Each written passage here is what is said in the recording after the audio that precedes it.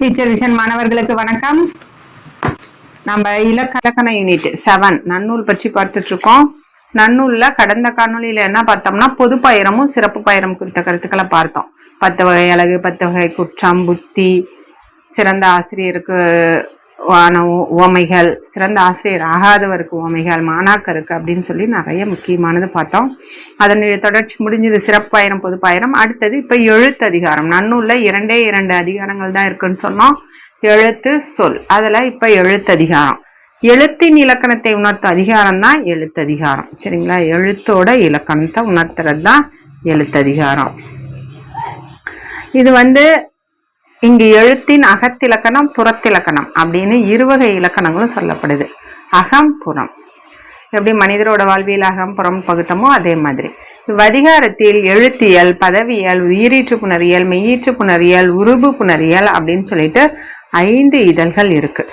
அதிகாரம்ங்கிறது பெரும்பிரிவு. அதிகாரம் எத்தனை? எழுத்து, சொல். அதுக்குள்ள இயல்கள். ஒவ்வொரு அதிகாரத்திலையும் 5 இயல்கள் இருக்கும். இதுல எழுத்தியல், பதவியல், உயிரீற்று, மெய்யீற்று, உருபு புணரியல் அப்படின்னு 5 இயல்கள் இருக்கு. இப்ப நம்ம ஃபர்ஸ்ட் எழுத்தியல்ல ஃபர்ஸ்ட் பார்க்க போறது நம்ம எழுத்தின் அகத்திலக்கணத்தை உணர்த்தும் இயல். எழுத்தோட அகத்திலக்கணம். நம்ம அகம் புறம் 2 இருக்குன்னு பார்த்தோம். அகத்திலக்கணத்தை உணர்த்தக்கூடிய இப்பகுதியில் எழுத்தினுடைய எண், பெயர், முறை, பிறப்பு, வடிவம், மாத்திரை, முதல் நிலை, இறுதி நிலை, இடைநிலை, போலி அப்படிங்கிற இலக்கணங்கள்லாம் சொல்லப்படுது. 10 வகை இலக்கணங்கள் உணர்த்தப்படுது. இயல்னா ஒரு சிறு பிரிவு, சின்னதா அப்படியே விளக்கமா சொல்லிக்கிட்டே வரும். இந்த இயல்ல 10 பிரிவுகள் பற்றி பார்க்க போறோம். ஃபர்ஸ்ட் கடவுள் வணக்கமும் அதிகாரமும். கடவுள் வணக்கம். பூமலி அசோகின் புனைநிழல் அமர்ந்த நான்முகனை தொழுது அதான் நான்முகற் தொழுது நன்கு இயம்புவன் எழுத்தே. அப்ப யார வணங்கியிருக்காங்க? அருக கடவுளை. அசோக மரத்தின் அழகிய நிலையில் எழுந்திருக்கின்ற 4 திருமுகங்களை உடைய அருக கடவுளை வணங்கி எழுத்திலக்கணத்தை ஆரம்பிக்கிறாங்க. எழுத்து என்பது ஆகுபெயராய் எழுத்திலக்கணத்தை உணர்த்தியது. ஆகுபெயர் ஒன்றனியர் பெயர், அதனுடைய தொடர்புடைய ஒன்றனுக்கு ஆகி வருவதுதான் ஆகுபெயர் நமக்கு தெரியும். எழுத்திலக்கணத்தை ஏகாரம் அப்படிங்கிறது ஈற்றசை. ஏகாரம்னா என்னது? எழுத்தே அப்படின்னு முடியுது இல்ல, தே. அப்ப அது ஈற்றசை. எல்லாம் வல்ல கடவுளை வணங்குதலால் எல்லாம் நம்ம எடுத்துக்கொண்ட செயல் இனிதே முடியும் அப்படிங்கிறதுக்காக தான் நம்ம கடவுளை வணங்கி ஆரம்பிக்கிறோம். இது நுதலி புகுதல் என்னும் உத்தி. இதுல இந்த கடவுள் வணக்கம் என்ன உத்தினா நுதலி புகுதல். இதெல்லாம் தான் இப்ப நம்ம ரொம்ப டீப்பா தான் கேட்குறாங்க. கொடுத்துட்டு இதுல உத்தி என்ன உத்தின்னு கூட நமக்கு கேட்டுருவாங்க.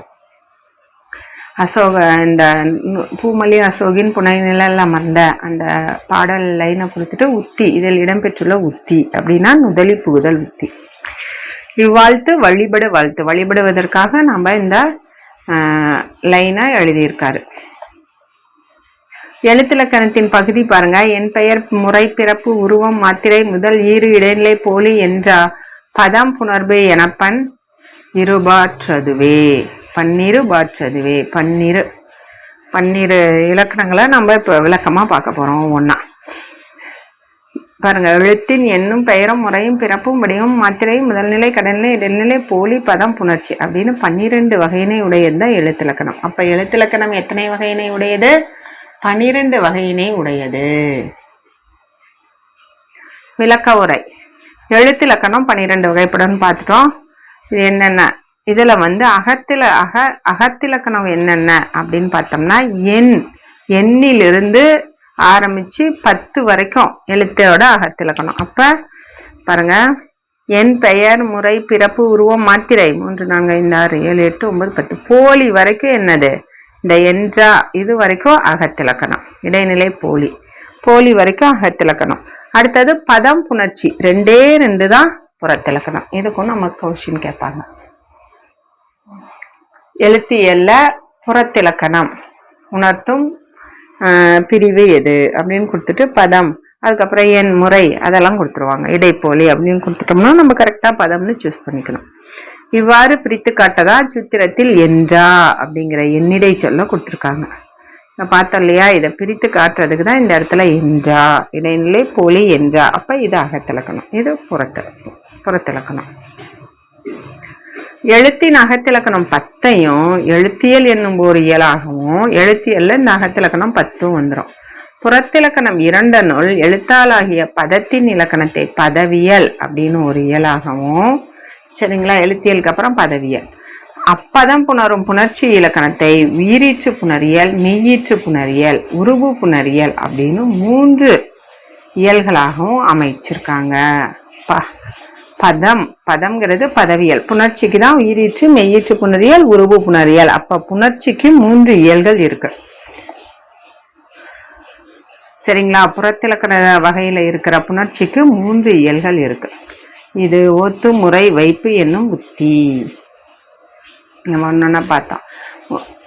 இயல்களை காரண காரிய முறைப்படி வைக்கிறது தான் இது. ஒத்துமுறை வைப்புன்னா காரண காரியப்படி. ஃபர்ஸ்ட் எழுத்தியலை பத்தி தெரிஞ்சுக்கிறோம், அப்புறம் பதவியல், சரிங்களா, எழுத்தியல், பதவியல், அதுக்கப்புறம் உயிரீற்று புணரியல், மெய்யீற்று புணரியல், உருபு புணர், இந்த மாதிரி காரண காரிய முறைப்படி அந்த இயலை அமைச்சிருக்காங்க. இச்சூத்திரம் தொகுத்து சுட்டல் அப்படிங்கிற உத்தி. இந்த சூத்திரம் என்னது, முறைப்படி வச்சிருக்காங்க இல்லையா, என் முறை வைப்புன்னு சொல்லி சூத்திரம். அது என்ன உத்தினா தொகுத்து சுட்டல். பின்வரும் சூத்திரங்கள் வகுத்து காட்டல் என்னும் புத்தி. இப்ப பின்னாடி இதுக்கு மேல வருது. சொல்ல வேண்டிய செய்திகளை திரட்டி சொல்லுதல் தொகுத்து சுட்டல். வகுத்துனா திரட்டி கூறியவற்றை தனித்தனியே விளக்கி கூறுதல். வகுத்து நமக்கு தெரியும். இப்போ ஒன்னொன்னா வகுத்து விளக்கமா ஒன்னொன்னா பார்க்க போறோம். இந்த சூத்திரம் தொகுத்து சுட்டல். ஏன்னா ஒட்டுக்காய் வந்துருச்சு, என் முறை வைப்பு அப்படின்னு சொல்லிட்டு 12ஐயும் சொல்லிடுறாங்க. அதனாலதான் அது தொகுத்து சுட்டல். என் பெயர், பிற, முறை, பிறப்பு, உருவம், மாத்திரைன்னு சொல்லிட்டு. அதுக்கப்புறம் வகுத்துனா ஒன்னொன்னா விளக்குறோம். ஏன் ஃபர்ஸ்ட் பார்க்க போறது ஏன். எழுத்து என்னது என்பதும் அதன் வகையும். மொழி முதல் காரணமாம் அணுத்திரல் ஒலி எழுத்து. மொழி முதல் காரணமாம் அணுத்திரல் ஒலி டேஷ் எழுத்து. அது எத்தனை வகைப்படும், முதல் சார்பு அப்படின்னு 2 வகைப்படும். மொழிக்கு முதற் காரணமாக அமைகின்ற அணுத்திரலின் காரியமாகிய ஒளியே முதற் காரணம். ஒரு மொழி தோன்றதற்கு காரணமே எது, எழுத்து தான். அது முதல் எழுத்து, சார்பெழுத்து அப்படின்னு 2 வகைப்படும். ஆம் என்னும் பெயரச்சம் ஒளி என்பதை கொண்டு முடியும். ஆம் நம்ம சொல்றோம் இல்லையா எல்லாம், சொல்லுங்க, ஆம் அப்படிங்கிறது பெயரச்சம், ஒளி என்பதை கொண்டு முடியும். அணுத்திரல் அணுக்கூட்டம், அது செவிக்க புலனாகும் அனுபவம். இதனை ஒளி நுட்பம்னு சொல்லுவோம். மொழிக்கு முதற் காரணம் எழுத்து தான். எழுத்திற்கு முதற் காரணம் அணுக்கூட்டம். எழுத்து உருவாகிறதுக்கு காரணம் அப்படியே அந்த அணுக்கூட்டம், நம்ம ஒழிக்கிறோம் இல்லையா, அந்த அணுக்கூட்டம் தான். இதனையே அணுக்கூட்டத்தின் காரியம் எழுத்தாவது போல எழுத்தின் காரியம் மொழி என்று கூறலாம். அருக சமயத்தை சேர்ந்தவர்கள் அணுக்களினாலேயே எல்லா பொருளும் அமைகின்றன சொல்றாங்க. அணுக்களினால்தான் எல்லா பொருள்களுமே, சிறிய சிறிய மூலக்கூறுகள் சேர்ந்ததுதான் ஒரு அணு அப்படின்னு சொல்றாங்க. ஆதலால் பவனந்தி முனிவர் எழுத்துகளும் அணுக்களினால் அமைகின்றன என குறிப்பிட்டிருக்கார். இது பிரிதொடு படான் தன்மதம் கொளல் என்னும் மதமாகும். சரிங்களா, பிரிதொடு படான் தன்மதம் கொளல் அப்படிங்கிற மதம் 10 மதத்தோட வகைகள் பார்த்தோம் இல்லையா. அதுல பிறருடைய கொள்கைகளை ஏற்றுக்கொள்ளாமல் தன்மதத்தையே தான் கொள்ளுதல், மற்றவங்களை கூடவே ஏத்துக்காம தன்மதத்தையே தான் கொள்ளுதல் அப்படிங்கிறதாக. அருகச அணுக்களினாலேயே எல்லா பொருளும் அமைகின்றன அப்படின்னு சொல்லிட்டாங்க. முதலெழுத்தின் வகையும் விரியும். வகை 2 உயிரும் உடம்புமாம் 30 முதலே. உயிரெழுத்து, உடம்புன்னா மெய்யெழுத்து, 2ம் 30. உயிரெழுத்து 12, மெய்யெழுத்து 18, 30 முதல் எழுத்து. வகை 2 விரி 30. 2 வகை, உயிரெழுத்து மெய்யெழுத்து 2 வகை. விரிம்னா 30 எழுத்துகள். அதேதான். முதல் எழுத்துக்கள் உயிர்மெய், இது 30. அதேதான் சொல்லியாச்சு. உயிர்மெய் முதலான சார்பெழுத்துக்களுக்கு காரணமாக இருத்தலால் இவைகளை நாம் என்னன்னு சொல்றோம், முதல் எழுத்துன்னு சொல்றோம். உயிர்மெய் எழுத்துகள் தோன்றுவதற்கு காரணமாக, ஏன்னா உயிரெழுத்தையும் மெய்யெழுத்தையும் கூட்டினோம்னாதான் இக்கு கூட்டல் ஆ கா உயிர் மெய்யெழுத்தே வரும். காரணமா இருக்கிறதுனால இதனை முதல் எழுத்துன்னு சொல்றோம். சார்பெழுத்தின் வகை எத்தனைனா 10. உயிர்மெய் ஆயுதம் உயிரிழபு ஒற்றளபு ஆகிய ஈவு ஐ ஔ. ஈவு ஐனா உயிரிழபடை ஒற்றளபடை ஐகார குறுக்கம் அவுகார குறுக்கம் அந்த மாதிரி. மக்கான்னா மகர குறுக்கம். தனிநிலை 10 சார்பெழுத்து ஆகும். தனிநிலைனா எதை குறிக்கும், ஆயுத குறுக்கத்தை குறிக்கும். உயிர்மெய் ஆயுதம் முற்றாயுதம் முற்றாயுதம் உயிர்லபடை ஒற்றலபடை குச்சிய லுகரம் குச்சிய லிகரம். சரிங்களா? குச்சிய லுகரம் குச்சிய லிகரம்க்கு இந்த ஈவு கொடுத்துருக்காங்க. ஐகார குறுக்கம் அவ்கார குறுக்கம் மகர குறுக்கம் ஆயுத குறுக்கம் இது ஆகிய 10 தான் சார்பெழுத்துகள். அக்குதல்னா சுருங்குதல், மாத்திரையில் குறைதல். தனிநிலை ஆயுதம். தனிநிலைனா ஆயுதம். இவ்வெழுத்து உயிரும் ஆகாமல் மெய்யும் ஆகாமல் தனித்து நிற்பதனால தான் தனிநிலை அப்படின்னு சொல்லப்படுது. உயிரும் இல்லை மெய்யும் இல்லை, தனித்தா இருக்கிறதுனால தனிநிலை. முதல் எழுத்துக்களை சார்ந்து வரும் எழுத்து சார்பெழுத்து. இந்த 30 எழுத்துக்களையும் சார்ந்து வர்றது தான் சார்பெழுத்து. இதில் எல்லாமே வந்துடும். அந்த உயிர்மை எழுத்துக்கள்ல தான் அந்த வகை எல்லாமே இருக்கு. உயிர்மை எழுத்து, உயர்லபடை ஒற்றலபடை அதெல்லாமே சார்பெழுத்துக்கள் தான். 10 உயிர்மை என்பது உயிரையும் மெய்யையும் சார்ந்து பிறப்பது. ஆயுதம் உயிர்மைகளின் இடையே சார்ந்து வருவது. ஞானி உயர்லபடை முதலிய 8 தத்த முதல் எழுத்துகளின் திரிவு விகாரத்தால் பிறப்பன. ஒன்னொன்னா விளக்கமா பார்க்கும்போது உங்களுக்கு புரியும். எனவே இவையெல்லாம் சார்பெழுத்துகள். சார்பெழுத்துக்கள்லாம் முதல் எழுத்துக்களை சார்ந்து வருபவைதான். புரியுது இல்லம்மா? உயிர்மை எழுத்து அதுக்குள்ள இந்த உயிர்லபடை ஒற்றலபடைனா குறுகி வரும். சும்மா அதெல்லாம் விளக்கமா பார்த்தோம்னா உங்களுக்கு புரியும். அதுக்குள்ள அந்த உயிர்மை எழுத்துக்குள்ளேயே வரதுதான் மற்றது எல்லாமே. ஐகார குறுக்கம் அவ்கார குறுக்கம் அதெல்லாம் மாத்திரையினோட அளவுல இருந்து குறைந்து ஒழிக்கும். அவ்வளவுதான். சார்பெழுத்தின் விரி. சார்பெழுத்தோட விரி 369. சார்பெழுத்து மொத்தம் 369 இருக்கு. என்னென்ன அப்படின்னு நம்ம பார்க்கலாம். உயிர்மை இரட்டு. உயிர்மை இரட்டு அப்படின்னா என்னது? 216. உயிர்மை இரட்டுனா 216. 108 உயர் ஆயுதம். சரிங்களா? 8 முற்றாயுதம் எத்தனை? 8. 8 உயிரளவு 7 3 அளபடை. உயிரளபடை 7 3 அளபடை. உகரம் 66. உகரம்ங்கிறது என்னது? 66. 6 36. ஐகான் 3 ஐகார குறுக்கம் 3. அவுகான் 3 அதுவும் 3.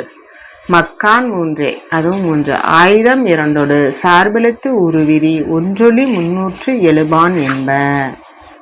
சரிங்களா? இதுதான் இந்த உயிரளபடை 7ன்னா 7 3. உயிரளவு 7 3 அப்படின்னா 7 3 எத்தனை? 21. முற்றாயுதம் 8 7 3 21. அடுத்தது ஒற்றலபடை உகரம் 66. ஒற்றலபடை 6 அக்கும். இது மாதிரி வந்துருச்சுமா? இது இங்க வரணும். உகரம் கீழே வரணும். அதான் என்னடா ஒற்றலபடை 6 அக்கும். 6 42. 42 ஒற்றலபடை.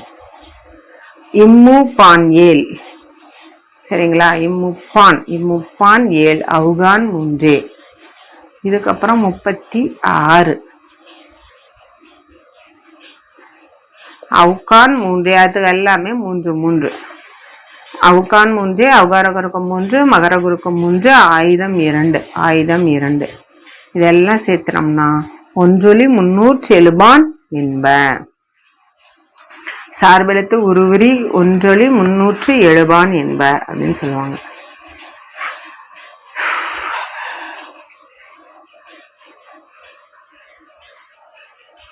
இதோட விளக்கம் கீழே கொடுத்திருக்காங்க. உயிர்மை 216. முற்றாயுதம் 8 உயிரிழபடை 21. ஒற்றலபடை 42. குச்சிய லிகரம் 37. குச்சிய லுகரம் 36. ஐகார குறுக்கம் 3 அவுகார குறுக்கம் 3 மகர குறுக்கம் 3 ஆயுத குறுக்கம் 2. சார்பெழுத்தின் விரி 309 அப்படின்னு சொல்றாங்க புலவர்கள். இதுதான் இங்க நூற்பாலையும் கொடுத்திருக்காங்க. புரியும்? உயிர்மை 216 இரட்டு 108. சரிங்களா? உயராயுதம் 8. உயிரளவு 73. 7 3 21. ஒற்றலபடை உகரம் 6 40. ஒற்றலபடை எத்தனை? உகரம் 6 அப்படின்னு சொன்னோம்னா 42. உச்சியலுகரம் 37. இது அப்படியே நம்ம மொத்தம் சார்பெழுத்துக்கள் எத்தனை? 369 நல்லா ஞாபகம் வச்சுக்கணும். உயராயுதம்ங்கிறது முற்றாயுதம். ஒன்றொலி 307 319 அர்த்தம். ஒன்றொலி 307 அப்படின்னா என்ன பொருள்னா 319 அப்படிங்கிறது அர்த்தத்தை குறிக்கும். அடுத்தது பெயர். பெயருக்கெல்லாம் பொது விளக்கணம். இடுகுறி காரணம் பெயர் பொது சிறப்பின. இடுகுறி காரண பெயர் அப்படின்னு சொல்லி 2 இருக்கு. பல பொருள்களுக்கு பொது பெயராகவும் ஒவ்வொரு பொருளுக்கு சிறப்பு பெயராகவும் அமைவதுதான் இந்த இடுகுறி காரண பெயர். பொது பெயரா இருக்கிறது இடுகுறி பெயர், காரண பெயரா இருக்கு சிறப்பு பெயரா வரும். இது 4 வகைப்படும். இடுகுறி பொது பெயர், இடுகுறி சிறப்பு பெயர், காரண பொது பெயர், காரண சிறப்பு பெயர் அப்படின்னு சொல்லிட்டு 4 வகைப்படும். இந்த பெயர் எத்தனை வகைப்படும்? 4 வகைப்படும். ஒவ்வொன்றிலையும் விளக்கமா. இடுகுறி பொது பெயர். பொதுன்னா பொதுவா. இப்ப மரங்கள், மரம்ங்கிறது எல்லா மரத்தையும் குறிக்கும், அதனால பொது பெயர். சிறப்பு பெயர்னா ஒரு மரத்தை மட்டும் தனியா குறிக்கிறது. பாருங்க, பனை மரம். காரண பொது பெயரும் அப்படிதான். அணி, பொதுவா அணிகளை சொல்றது. அழகு, அணினா என்னது? அழகு, அழகான எல்லாத்தையும் சொல்றது. காரண சிறப்பு பெயர்னா சிலம்பு, அதுல ஒன்று அணிகலன்களை ஒன்றான சிலம்பை பத்தி சொல்றது, அதுதான் சிறப்பு பெயர். இடுகுறி பெயர்னா ஒரு காரணமும் இல்லாமல் ஒரு பொருளுக்கு தொன்று தொட்டு சான்றோர்களால் இடப்பட்டு வழங்கும் பெயர் தான் இடுகுறி பெயர். எந்த காரணமும் இல்லாம ஒரு பொருளுக்கு நம்ம முன்னோர்களா பெயரிட்டு அழைக்கிறாங்க, அதையும் நாமளும் அதையே தான் தொடர். கல், மண், மரம், செடி, கொடி எல்லாமே அதுக்கெல்லாம் எந்த காரணமும் இல்லை. கல்லுக்கெல்லாம் என்ன காரணம்? எந்த காரணமும் இல்லை. ஒரு பெயர் வைக்கணும்னு சொல்லி எந்த காரணமும் இல்லாம பெயர் வச்சு அழைச்சிட்டு வராங்க, அது இடுகுறி பெயர். காரண பெயர்னா ஏதேனும் ஒரு காரணம் இருக்கும். இப்ப வளைஞ்சு இருந்தா வளையர், 3 கால் இருந்தா முக்காலி, 4 கால் இருந்தா நாற்காலி, இந்த மாதிரி பறக்கிறது பறவை, இந்த மாதிரி ஏதாவது ஒரு காரணம் இருந்து வைக்கிறது தான் காரண பெயர். பல பொருள்களுக்கும் பொதுவாய் இடுகுறியாய் வழங்கப்படும் பெயர் இடுகுறி பொது பெயர். அதான் ஒவ்வொரு பொருளுக்கு சிறப்பாய் வழங்கப்படும் பெயர் இடுகுறி சிறப்பு பெயர். காரணம் பற்றி பல பொருள்களுக்கும் பொதுவாய் வழங்கப்படும் பெயர் காரண பொது பெயர். பொதுவா இருந்துச்சுன்னா பொது பெயர்மா.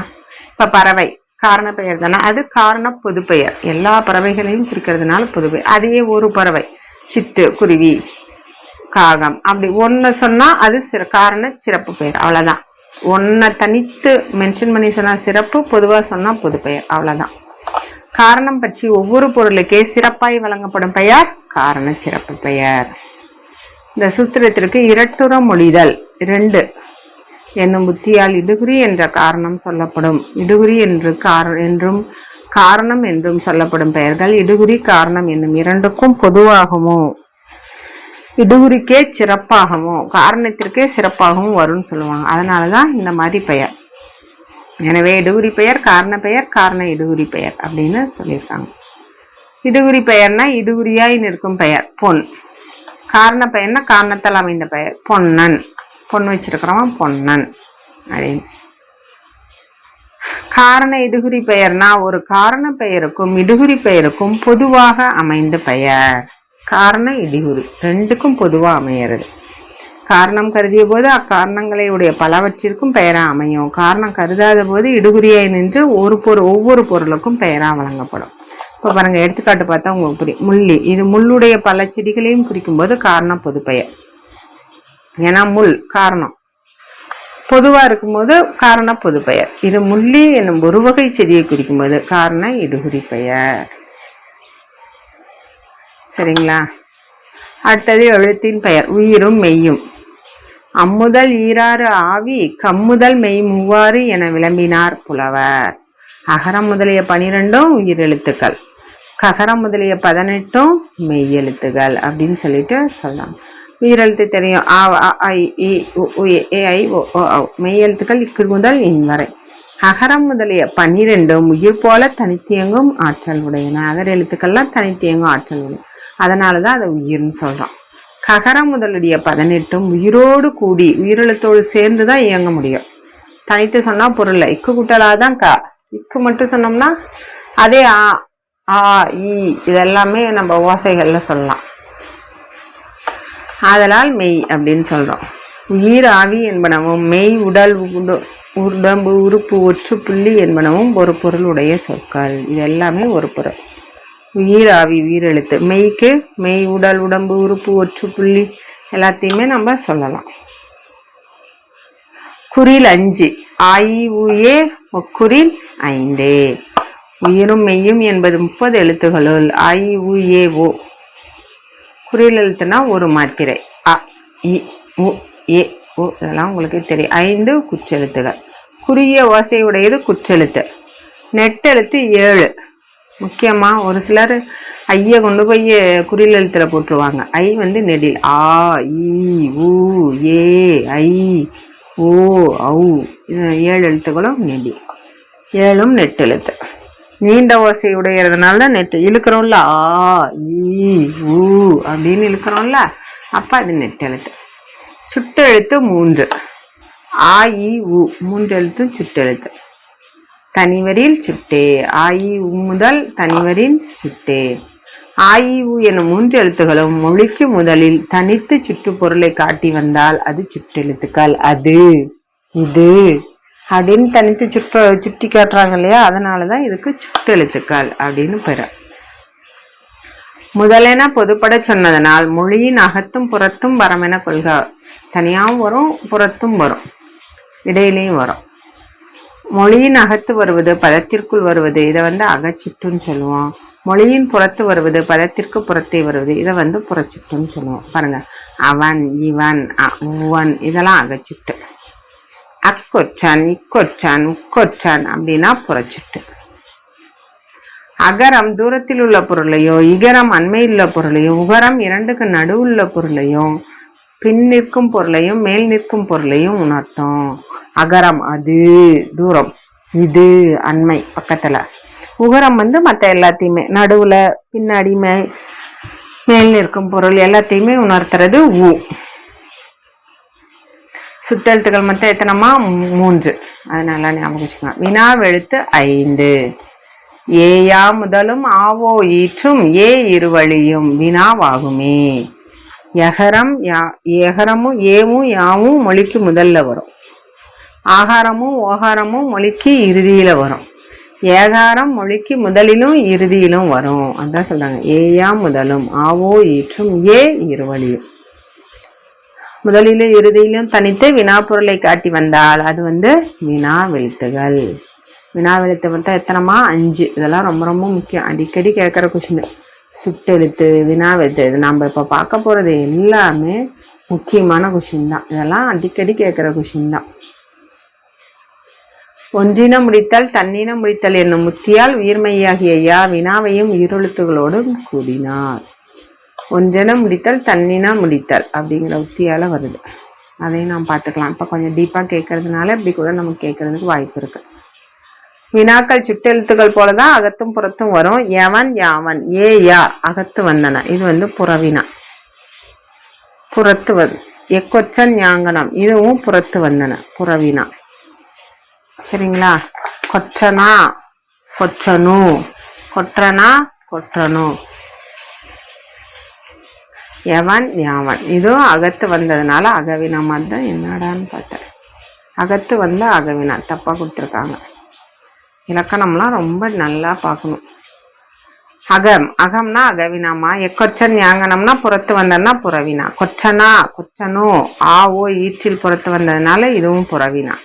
ஏவன், கொச்சனே ஏகாரம் முதலில் அகத்தும் ஈற்றில் புறத்தும் வந்தது.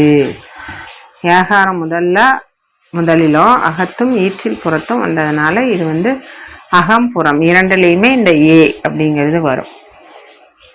வல்லினம் 6. கசட தபரங்கிற வல்லினம் 6 வல்லெழுத்துக்கள் 6 வகைப்படும். வன்மையான ஓசையுடையதுனால்தான் இதை வந்து வல்லினம் சொல்றாங்க. வலி, வன்மை, வன்கணம் அப்படின்னு சொல்லலாம். வன்மையான ஓசை. கசட தபர வன்மையான ஓசையுடையதுனால்தான் இது வந்து வல்லினம். கழுத்துல இருந்து வரும் க, ச அப்படின்னு. மெல்லினம் 6. எங்கன்னா நமன, இது வந்து மென்மையான ஓசை உடையதுனால இதுக்கு மெலி, மென்மை, மென்கணம் அப்படிங்கிற பெயர் இருக்கு. இடையினம் 6. எரள, வழல, இது வந்து இடையெழுத்துக்கள் 6. இது எங்க பிறக்கும்னா இடையெழுத்துக்கள், இடையினம். வல்லின எழுத்துக்கள் மார்பில இருந்து பிறக்குமா? கசட தபர, கழுத்துன்னு தவறா சொல்லிட்டேன், சாரி, மார்பிலிருந்து பிறக்கும். கசட தபர. மெல்லினம் மூக்கு, இடையினம் தான் கழுத்து. எரளவழ க சொல்லி பாருங்க, மார்பில இருந்து பிறக்கும். அதான் பாருங்க, வல்லினம் பிறக்கும் இடமான மார்பிற்கும் மெல்லினம் பிறக்கும் இடம் மூக்கு, இடைப்பட்ட இடமான கழுத்து, இடைப்பட்ட இடமான கழுத்து, இடை எப்படி ஞாபகம் வச்சுக்கலாம், மார்பு மூக்கு இடைப்பட்ட இடம் தான் கழுத்து. அப்ப இடையினம் பிறக்கிறது இடைப்பட்ட இடமான கழுத்து அப்படின்னு ஞாபகம் வச்சுக்கலாம். சரிங்களா? ஏன்னா இந்த மார்பும் கழுத்தும் நமக்கு கன்ஃபியூஸ் ஏற்படுத்தும். இவை இடைமை இடைக்கணம் அப்படின்னு பெயர் பெறும். அடுத்தது இனவெழுத்து. இது ரொம்ப முக்கியமா. இனவெழுத்து ஐயெரிய முதலெழுத்து இவ்விரண்டு ஓரினம் ஆய்வரல் முறையே. மற்ற எழுத்துக்கள்ல இனவெழுத்துகள் தெரியும். ஆக்கு உயிரெழுத்துக்கள் ஆ ஆ இ இங்க கீழே கொடுத்துருப்பாங்கம்மா. இ உ ஏ இது எல்லாத்துக்குமே அப்படியே வந்துடும் இனவெழுத்து. ஐக்கு இனவெழுத்து இல்லை. அதுக்குதான் ஐக்கு எது இனவெழுத்தா போட்டிருக்காங்கன்னா ஈ. ஏன்னா ஐ அப்ப ஆங்கிற மாதிரி ஐக்கு எதுவும் இல்லை. அதுக்கு இன எழுத்து என்னதுன்னா ஐ என்ற எழுத்தின் இனவெழுத்துன்னு கொஸ்டின் கேட்பாங்க. அப்புறம் ஓ இதுவும் வந்துருச்சு அந்த ஒளியோட. அவுக்கு எதுவும் இல்லை. அப்ப முடியும் போது அப்படி ஞாபகம் வச்சுக்கோங்க. ஊன்னு தானே ஒளி முடிக்கிறோம். அப்ப ஊ தான் இன எழுத்து. ஐயும் அப்படிதான். ஈல தானே ஒளி வர மாதிரி இருக்கு. அப்ப இன எழுத்து. இக்கு இங்கு இதுவும் அப்படிதான். இக்கு இங்கு இச்சு இஞ்சி இட்டு இன்னு இத்து இந்து இப்பு இம்மு இரு இல்லு இதெல்லாம் இல்லை. இரு இன்னு இதுதான் இன எழுத்துகள். கசட தவிர இங்க எங்கன்னா நம்மனா இன எழுத்துகள். இடையினத்துக்கு இடையினமே தான், அது தனி இனம். மெய்யெழுத்துக்கள் 3 வகைப்படுமா. வல்லினம் மெல்லினம் இடையினம் 18 எழுத்துக்கள். வல்லினம் மெல்லினமும் இனவெழுத்துகள். இடையினம் தனி இனம். சரிங்களா? அதான் கொடுத்துருக்காங்க. ஐகார அவுகாரங்கள் இகர உகரங்களா இனமா கொண்டு பிறக்கும். முதல் எழுத்துக்கள் இரண்டு அப்படியே ஓர் இனமாக வருதல் முறை. ஆதலால் அவை இனவெழுத்து. சுருங்க சொல்லல் என்னும் அழகு பற்றி நூற்பாவில் முதலெழுத்து என பொதுப்பட கூறினார். சுருங்க சொல்லுதல்ங்கிற அழகு வைத்து ஏற்புலி கோடல் என்பதனால் இவ்விரண்டு ஓர்ணமாய் வருதல் இடையினம் ஒளிந்த மற்ற எழுத்துக்களுக்கு தான். ஏற்புலி கோடல் வரது மட்டும்தான் நம்ம எடுத்துக்கணும். இடையினம் தனி இனம். இடையினம் ஒளிந்த மற்ற எழுத்துக்கள் தான். ஏனெனில் உடையினம் ஆறும் ஓரினம். இடையினம் ஆறுமா ஸ்பெல்லிங் மிஸ்டேக் அங்கங்க கொஞ்சம் பார்த்துக்கோங்க. இடையினம் ஆறும் ஓரினம். சரிங்களா? இனம் என்றதற்கு காரணம். ஏன் இனம் நாம சொல்றோம் அப்படின்னா, பிறப்பிடம் தொழில் மாத்திரை பொருள் வடிவு, இந்த பிறப்பிடம் தொழில் மாத்திரை பொருள் வடிவு இந்த வகைகள்ல ஏதாவது ஒன்றுல ஒத்து போச்சுன்னா இவற்றுள் ஒன்று முதலாக ஒருபுடை ஒத்திருத்தல் இனம். இப்ப நம்ம ஆனா என்னது, அதோட பிறப்பிடம். மாத்திரை அளவும் சொல்லலாம். மாத்திரை அளவு. ஈக்கு ஒரு மாத்திரை, ஈக்கு 2 மாத்திரை. நம்ம பிறப்பிடத்தை சொல்லலாம். அதே மாதிரி வடிவம் அதே வடிவத்துல இழுத்து விடுறது. இதுல ஏதாவது ஒன்றை ஒத்து இருந்துச்சுன்னா அதுதான் இனம். தானத்தாலும் முயற்சியாலும் ஈரெழுத்துக்கள் இனமா வரும். முயற்சியாலும் அளவாலும் வல்லினம் மெல்லினமும் இனமாக வரும். முயற்சி அந்த ஒழிக்கிறது. முயற்சியாலும் தானத்தாலும், தானம்னா இந்த எழுதுறது. வடிவம் முதலிய பொருளால் இனமாக வரும். அது இங்கு என்பன. இவற்றுள் பொருள் ஒற்றுமை இருக்கு.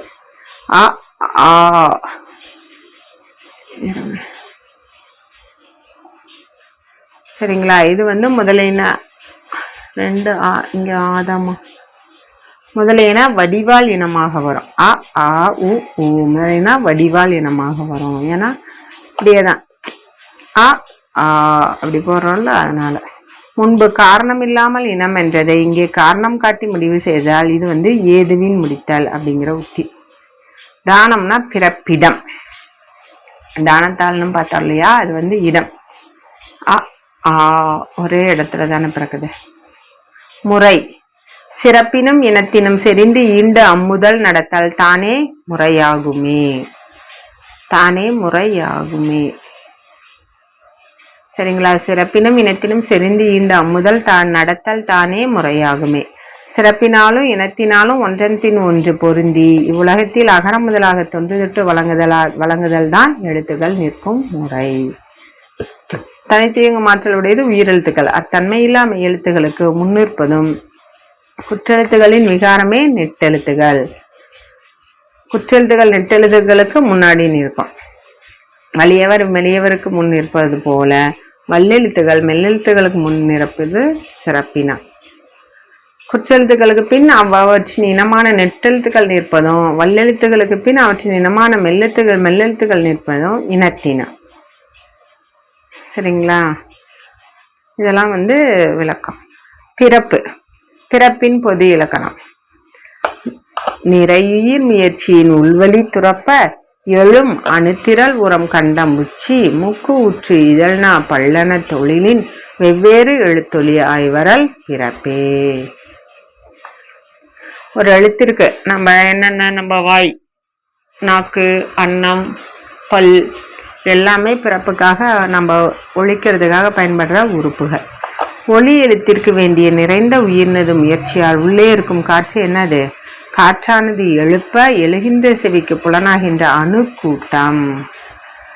பார்த்தோம்ல, பாணினி முனிவசன் அணுக்கூட்டங்களோட இருந்தா ஒளி. மார்பு, கழுத்து, தலை, மூக்கு. மார்புங்கிறது வல்லெழுத்து, மூக்கு மெல்லெழுத்து. இரண்டுக்கும் இடைப்பட்ட உறுப்பு தான் இது கழுத்து. அப்ப இடையினம். மார்பு, கழுத்து, தலை, மூக்கு ஆகிய 4 இடங்களையும் பொருந்தி உதடு, நாக்கு, பல்வாய் ஆகிய 4 உறுப்புகளின் முயற்சிகளால் வேறு வேறு எழுத்துக்களாகிய ஓசைகளால் தோன்றுதல் தான் பிறப்பு. அப்ப 4 உறுப்பு, 4 இடம். சரிங்களா? 4 உறுப்பு, 4 இடம். இதை கொண்டு பிறக்கிறது தான் எழுத்துக்கள். எங்கெங்க என்னென்ன பிறக்குது அப்படின்னு நம்ம விளக்கமா பார்க்கலாம். ஆவி, அவ்வழி. ஃபர்ஸ்ட் முதல் எழுத்துகளோட பிறப்பிடம். அவ்வழி. ஆவி இடைமை இடமிடறு ஆகும் மேவும் மென்மை முக்கு உரம் பெறும் வன்மை. முன் சொல்லிய முறைப்படி பிறக்கும் இடத்து உயிரெழுத்துகளுக்கும் இடையினத்திற்கும் இடம் கழுத்து. உயிரெழுத்துக்கும் இடையினத்திற்கும் உயிரெழுத்துகளும் இடையினமும் எங்க பிறக்குது? கழுத்துல. மெல்லினம் மூக்கை இடமா கொண்டு பிறக்கும், வல்லினம் மார்பை இடமா கொண்டு பிறக்கும். 4. சரிங்களா? கழுத்து, மூக்கு, மார்பு 3 இடமா கொண்டு பிறக்கிறது. முதல் எழுத்துகளுக்கு முயற்சி பப்பு ஒவ்வொன்றும் விளக்கமா பார்க்கலாம் எங்க பிறக்குதுன்னுட்டு. அவற்றுள் முயற்சி அ ஆ அங்காப்புடைய. ஆ அங்காத்தல். 2 4 வகை முயற்சியில் அன்னத்தின் தொழிலாகிய அங்காத்தல். ஆன்னு நம்ம திறக்கிறோம்ல, அன்னத்தின் அன்னத்தை நம்ம திறக்கிறோம். அங்காத்தலை உடையதுதான் ஆ ஆ. அங்காத்தல்னா வாயை திறத்தல். இ ஏ ஐ அங்கா போடு அன்பல் முதல்னா விளிம்புற வருமே. அன்பல் முதல்னா அங்காப்பு இருக்கணும், அன்பல் முதல்னா விளிம்புற வருமே. வாயை திறத்தலுடன் மேல்வாய் பல்லை அடிநாக்கின் ஓரமானது பொருந்த பிறக்கும். மனப்பாடமே பண்ணிக்கணும். இதெல்லாம் கேட்டிருக்காங்கம்மா அடிக்கடி. மேல்வாய் பல்லை வாயை திறத்தலுடன் மேல்வாய் பல்லை அடிநாக்கின் ஓரமான அது பொருந்த பிறக்கும் எழுத்துகள். ஐ, அ ஆ, உ ஊ அப்படின்னு சொல்லி ஆப்ஷன் கொடுத்துருவாங்க. அன்பல்னா நாவின் விளிம்பால் அணுகப்படும் பல். உ ஊ ஓ ஓ ஔ இதழ் குவியே. இதெல்லாம் ஈஸி, நமக்கே தெரியும். அங்காப்பும் இதழ் குவியும் ஈஸி. இது ஒண்ணுதான் நம்ம உயிரெழுத்துகள்ல இ ஏ ஐ இது மட்டும்தான் நம்ம மனப்பாடம் பண்ணிக்கணும். இது 5 இந்த எழுத்துக்கள் 5 உதடுகள் குவிதலால் பிறக்குது. உ ஊ இதெல்லாம் நமக்கு ஈஸியா தெரியும். அடுத்தது மெய்யெழுத்துக்கள். காங்காவும் சாங்யாவும் தானாவும் முதலிடை நுனினா அன்னம் புறமுறை வருமே. காங்கா என்னும் 2 எழுத்துகளும் நாக்கின் அடி மேல்வாயின் அடியை பொருந்தவும். நாக்கோட கான்யா இது 2ம் நாக்கின் அடி மேல்வாயின் அடியை பொருந்தவும். சாங்யா இந்த 2 எழுத்துக்களும் நாக்கின் நடு மேல்வாயின் நடுவை பொருந்தவும். அப்ப நடு. ஃபர்ஸ்ட் அடிமா, அடுத்தது நடு. இது 2ம் கடை. டானா 2 எழுத்துக்களும் நாக்கின் கடை மேல்வாயின் கடையை பொருந்தவும் பிறக்கும். அடி இடை கடை அவ்வளவுதான் நீங்க ஞாபகம் வச்சுக்க வேண்டியது. நாக்கின் அடி மேல்வாயின் அடியை, நாக்கின் நடு மேல்வாயின் நடுவை, நாக்கின் கடை மேல்வாயின் கடையை நல்லா ஞாபகம் வச்சுக்கலாம். இது எளிமைதான். அன்பல் அடினா முடிற தானா வரும். சரிங்களா? தானா எப்படி வரும்னா அன்பல் அடினா முடிற தானா வரும். மேல்வாய்ப்பல்லின் அடியை நாக்கு நுனி பொருந்த தானா அப்படிங்கிற எழுத்துக்கள் பிறக்கும். மேலதுடும் கீழதுடும் பொருந்த பாமா அப்படிங்கிற எழுத்துக்கள் பிறக்கும். இங்க எங்க நூற்பாவை காணுமா, எழுதிக்கோங்க. மீக்கீழ் இதழ் உர பம்ம பிறக்கும். இதுதான் நூற்பா.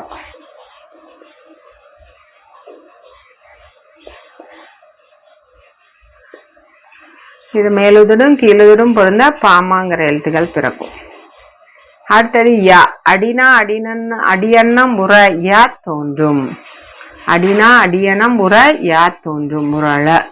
உரலன்னு ஞாபகம் வச்சுக்கிட்டோம்னா, நாக்கின் அடியானது மேல்வாயின் அடியை பொருந்த யகரம் பிறக்கும். நாக்கினோட அடி மேல்வாயினோட அடியை. அன்னம் நுனினா வருட ராலா வரும். இது உரலன்னு ஞாபகம் வச்சுக்கோங்க. உரல யா தோன்றும். இது வருட ராழா. மேல்வாயை நாக்கின் நுனி தடவ ராலா அப்படிங்கிற எழுத்துக்கள் பிறக்கும். அன்பல் முதலும் அன்னமும் முறையின் நாவிலிம்பு வீங்கி ஒற்றவும் வருடவும் லகர லகரமாய் இரண்டும் பிறக்கும். மேல்வாய்ப்பல்ல அடி இருக்கு இல்லையா, நாவின் ஓரம் தடித்து பொருந்த லகரம் பிறக்கும். மேல்வாயை நாவின் ஓரம் தடித்து தடவ லகரம் பிறக்கும். பொருந்த லகரம், தடவ லகரம், வகர லகரம், பொது லகரம். மேற்பல் இதழ் உர மேவிடும் பவ்வே. மேல்வாய்ப்பல்லை கீழதோடு பொருந்த. இது ரொம்ப முக்கியம், அடிக்கடி கேட்கிறது. மேற்பல் இதழ் உர மேவிடும் பவ்வே. மேல்வாய்ப்பல்லை கீழுதடு பொருந்த வகரம் பிறக்கும். மேல்வாய்ப்பல்லோடு கீழுதடு போய் பொருந்த வகரம் பிறக்கும். அன்பல் முதலும் நாவிலிம்பி வீங்கி ஒற்றவும் லகாரம் லகாரம் பிறக்கும் என நிறையே கூட்டுக. விளக்க உரை சொல்றாங்க. அவ்வளவுதான், சரிங்களா? அன்னம் நுனினா நனியுறுதல் ராணா வரும். ராணா எப்படி பிறக்கும்னா, மேல்வாயை நாவின் நுனி நன்றாக பொருந்த ராணா அப்படிங்கிற எழுத்துக்கள் பிறக்கும். மேல்வாயை நாவின் நுனி நன்றாக பொருந்த ராணா அப்படிங்கிற எழுத்துக்கள் பிறக்கும்.